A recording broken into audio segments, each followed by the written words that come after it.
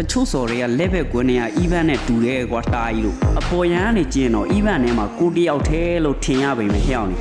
နော်အတွင်းထဲဝင်ကြည့်တော့မှကိုတယောက်တည်းမကမှန်းတီးတာဘလူးပြန်နေရပဲနော်အေးတချို့စော်တွေလည်းအတိုင်းပဲအပေါ်ရန်ကျင်းတော့သူတို့ရင်ထဲမှာကိုတယောက်တည်းလို့ထင်ရတယ်အေးဒါပေမဲ့သူတို့နှလုံးသားထဲအတွင်းကြကြစစ်ဆေးကြည့်လိုက်ဒီအခုဆင်းတဲ့ event ကလူတွေထက်တော့ပိုများသေးတယ်ကွာ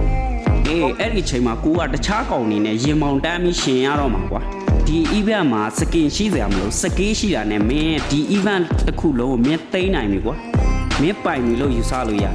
အေးအပြင်ကဆော်တွေကတော့အဲ့လိုမဟုတ်ဘူးညီလေးမင်းအမ်းနိုင်မှာ